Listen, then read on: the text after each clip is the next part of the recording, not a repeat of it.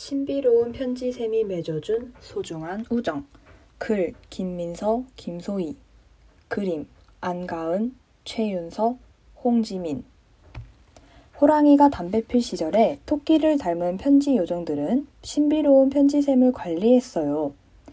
요정들은 세상의 모든 편지가 담겨있는 샘에서 각자 맡은 편지를 고른 후 산꼭대기에 있는 신비로운 우체국을 통해서 사람들에게 편지를 전달했답니다.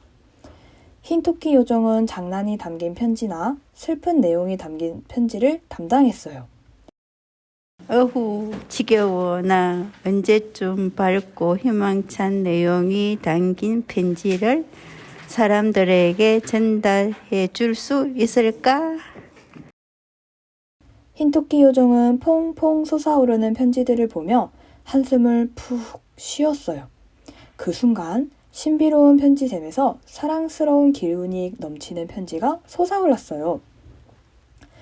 호기심이 많던 흰토끼 요정은 동료들 몰래 그 편지를 가져와서 열어보았고 편지를 쓴 파란 토끼가 누군지 궁금해졌어요. 와, 파란 토끼를 꼭 만나고 싶어. 지금 당장 파란 토끼를 찾아가자.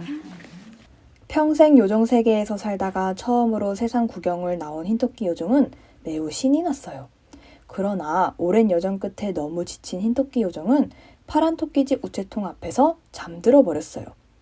어머, 흰 토끼야, 괜찮니? 흰토끼는 처음 듣는 목소리에 눈을 떠보니 파란 토끼가 흰토끼에게 물과 당근을 건네고 있었어요. 흰토끼는 파란 토끼의 따뜻한 마음씨에 감동받았어요. 그래서 파란 토끼 우편함에 천년에 한 번 떨어지는 요정계의 별똥별 축제 초대장을 몰래 넣어뒀어요. 파란 토끼야, 내가 가면 꼭 우편함을 확인해 보와. 당근 잘 먹었어. 파란 토끼는 흰 토끼가 우체통을 확인하라는 말을 남기고 눈앞에서 사라지자 놀랐어요. 파란 토끼는 편지 뒷면에 적힌 신비로운 지도를 보며 노을에 물든 강을 따라갔어요. 어느새 하늘은 어두워졌고 아름다운 노랫소리와 함께 하늘에서 무수히 많은 별똥별이 떨어졌어요. 와, 정말 아름답다. 마침 하늘에서 커다란 보석들이 떨어지는 것 같아. 황홀한 선율을 따라가자 요정 모습의 흰 토끼가 초승달 위에서 파란 토끼를 반겨주었어요. 파란 토끼야, 안녕. 나는 신비로운 편지샘을 관리하는 토끼 요정이야. 파란 토끼는 눈을 크게 뜨고 대답했어요. 이제 너희 진짜 모습이구나. 오늘 축제에 초대해 주어서 고마워. 나 역시 와줘 고마워. 우리 함께 여기서 신비로운 편지샘을 관리하자. 흰토끼는 파란 토끼에게 요정계에서 살 수 있는 초대장을 떨어뜨렸어요. 별똥별들 사이로 팔랑팔랑 떨어진 핑크빛 초대장은 파란 토끼 배에 있는 우체통에 쏙 들어왔어요. 화려한 흰토끼 요정의 모습과 아름다운 별똥별 축제에 반한 파란 토끼는 흰토끼 요정과 함께 신비로운 편지샘을 지키며 행복하게 살았답니다.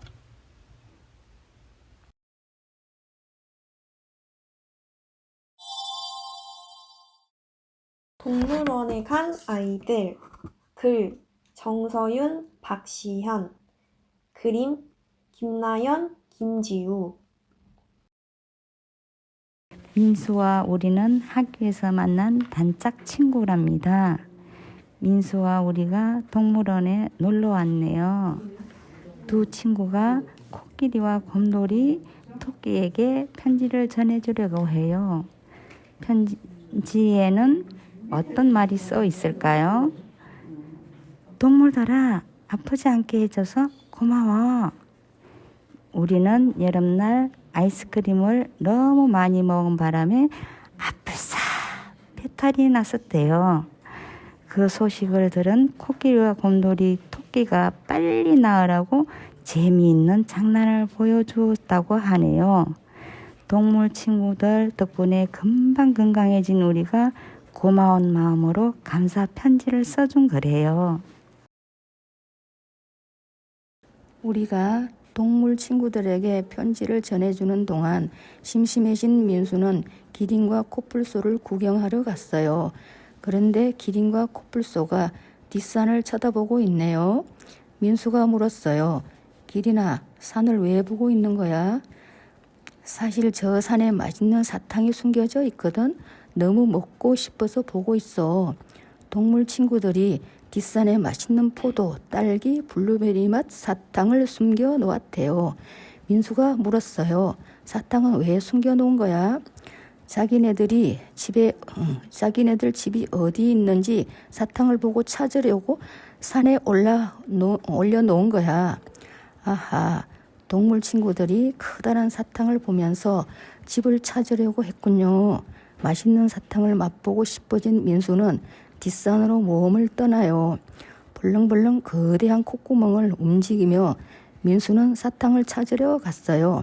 찾았다. 포도, 딸기, 블루베리 맛 사탕.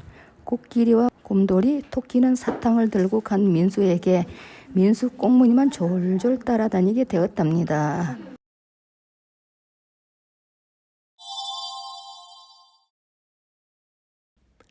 슬픈 토끼. 글 전지은, 양유림. 그림 송율, 안가연, 최예은.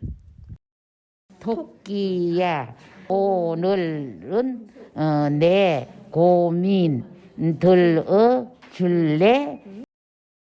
토끼야, 나도 너도 오늘 고민 들어주제. 오늘도 토끼에게는 고민 상담을 받을 친구들이 찾아왔어요. 늘 긍정적인 토끼에게 고민 상담을 받으면 고민들이 눈 녹듯 사라지거든요. 그래, 알겠어. 오늘 너의 고민은 뭐야? 토끼는 고민이 담긴 편지를 들고 자신을 찾아오는 친구들의 이야기를 듣는 게 좋았어요. 자신의 긍정적인 생각이 도움이 될 수 있다는 게 좋았거든요. 토끼는 고민 상담 편지 덕분에 행복한 미소를 짓고 있는 친구들을 바라봤어요. 모두가 기뻐 보였어요. 그때 토끼는 자신의 손이 까맣게 변하는 것을 느꼈어요. 내 손이 왜 이러지? 검은색으로 변하고 있잖아. 토끼는 자신의 손이 검게 변한 이유를 알기 위해 기차를 타고 여행을 떠났어요. 옆자리에 앉은 친구가 인사를 건넸어요. 난 우정이야. 그런데 넌 어딘가 좀 까만 것처럼 보여. 괜찮니? 그제서야 토끼는 자신의 손뿐만 아니라 얼굴과 온몸까지 검게 변하고 있다는 것을 알게 되었어요. 우정아, 내가 왜 이럴까? 나는 친구들의 고민도 들어주고 그런 친구들을 보면서 행복했는데. 어쩌면 네가 친구들의 슬픔을 모두 삼켜서 그런지도 몰라. 우정이는 토끼와 함께 자신의 마을로 갔어요. 토끼에게 멋진 밤하늘을 보여주고 싶었거든요. 마을에서 우정이의 가족들과 토끼는 마당에 누워 멋진 별들이 놓인 밤하늘을 지켜봤어요. 우정이의 가족들에게서 따스함을 느끼던 토끼는 잠시 상상에 빠졌어요. 토끼는 용기를 내 이야기를 꺼냈어요.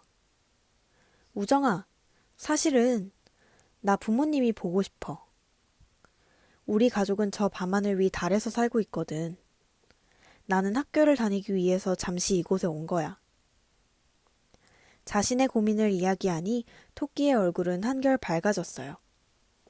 토끼는 알게 됐어요. 친구들의 슬픔을 알아주는 것도 좋지만 자신의 슬픔도 돌봐야 한다는 것을요.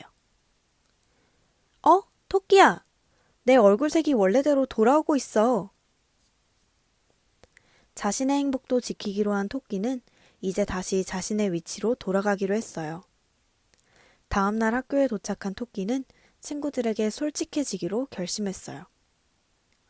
이제 나도 너희에게 내 고민이 담긴 편지를 주고 싶어. 너희도 내 고민 편지 읽어줄 거지? 물론이지. 토끼야, 힘들 땐 우리에게 편지를 적어. 내가 우리를 행복하게 해줬던 것처럼 우리도 널 위로할게. 그날 이후 토끼네 학교에서는 손편지를 쓰는 것이 유행하기 시작했어요. 친구들은 편지에 고민거리나 고마운 마음, 미안한 마음을 적었어요. 토끼는 달에 있는 그리운 가족들에게 편지를 적고 우정이에게도 마음을 담아 편지를 썼어요.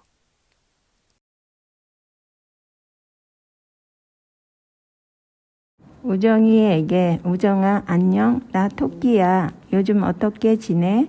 난 까맣던 몸이 다시 하얗게 변했고 이제는 친구들에게 고민 편지도 쓰고 있어. 전번에 내가 내 마음을 알아줘서 고마워. 이젠 내 행복을 지키며 친구들을 도울 수 있을 것 같아.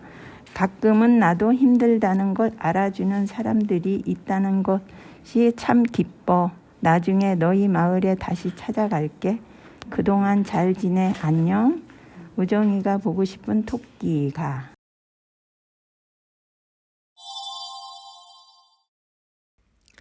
펠리컨과 동화책. 글 김하은, 정수연. 그림 한니엘, 홍지우.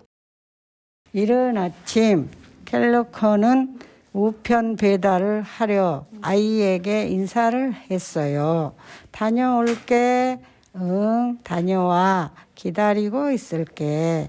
펠리컨은 넓은 날개를 퍼덕이며 마른 하늘 위를 헤쳐 날아갔어요. 펠리컨과 헤어진 아이는 홀로 펠리컨과의 추억이 가득 담겨 있는 천막에 앉았어요. 아이는 펠리컨과 함께 쓴 동화책을 인형에게 이야기해 주며 읽기 시작했어요.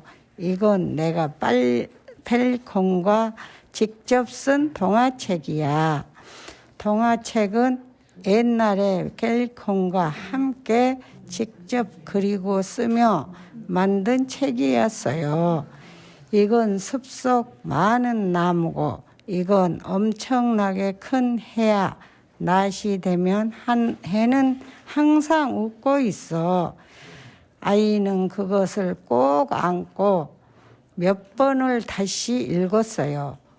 어느덧 밤이 되고 아이는 여전히 혼자였어요. 펠리컨이 아직 우편 배달을 끝내지 못했나 봐요. 책에 있는 그림과 글을 찬찬히 보던 아이는 책 속 세상을 마음대로 상상하기 시작했어요.